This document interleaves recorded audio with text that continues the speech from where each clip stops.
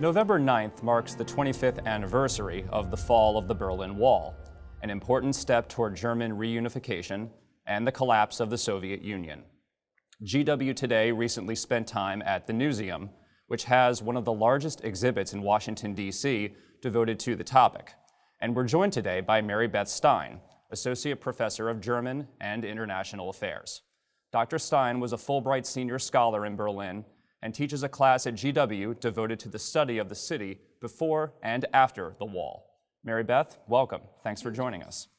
Randolph Churchill, the great-grandson of Sir Winston Churchill, was on campus last month, and he said, "The greatest thing that has happened in my lifetime and your lifetime is that the Berlin Wall has come down."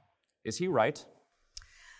I believe he is, and for a number of reasons. The Berlin Wall was the quintessential symbol of the Cold War, and its collapse in that surprising and spectacular way really marked a major turning point in world history. One of the great things about it was that it was devoid of bloodshed. And clearly, to call it a great event is to articulate a Western point of view, which I share. But we have to remember that for the East German leadership, as well as for the party faithful, it was anything but a great event. It was a day of great shock and personal defeat. The Berlin Wall becomes a symbol of the Iron Curtain. To view it from either side is quite striking. The west side is filled with art and graffiti in some sections. The east side is very plain. How does it become a symbol of not only a divided Berlin, but a divided Europe and a divided world? What initially began as the successful anti-Hitler coalition during the war quickly unraveled when the Soviets and Western allies realized that they faced very irreconcilable economic and political visions for the future of Germany. You know, I lived in West Berlin from 1987 to 1989, and I personally contributed to some of that graffiti on the wall. East Berlin was really striking because it was so dark and bleak. And I noticed that particularly at night, and it was because there were no neon lights in East Berlin. So you had a very kind of sleepy provincial capital of the German Democratic Republic that was dark at night, and a very vibrant, colorful life that was rather chaotic and exciting in West Berlin. You had in East Germany the lack of freedom of assembly, freedom of speech, freedom of movement, and the lack of freedom of movement was the largest grievance for East Germans. The Newseum exhibit involves many pieces to study the actual wall itself. It includes a guard tower, vehicle barriers, a segment of the wall itself, but it also focuses on what the wall could not prevent, and that was the flow of information.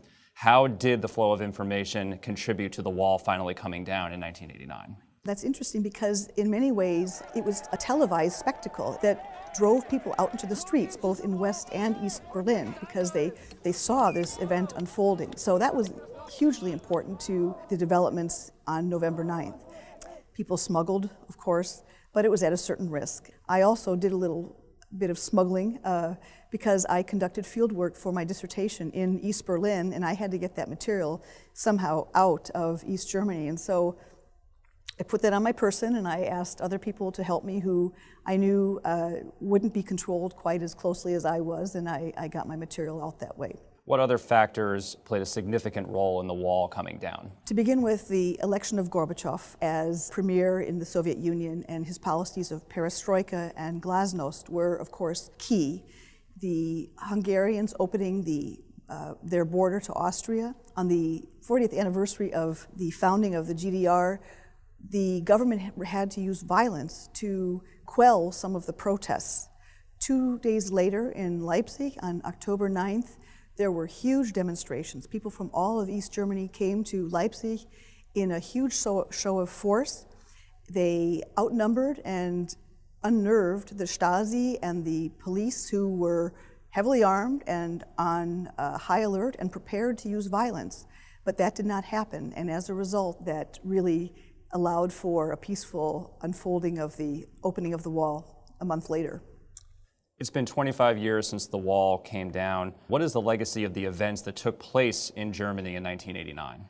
The legacy, I think, is first of all a cautionary tale to despotic regimes that even after 28 years, people will not be repressed forever. What's instructive is that the two superpowers who seemed to have everything under control in Berlin and who had really set the stage for this Cold War conflict were not present. Various kind of issues came together into one large mass movement that really was not going to be denied.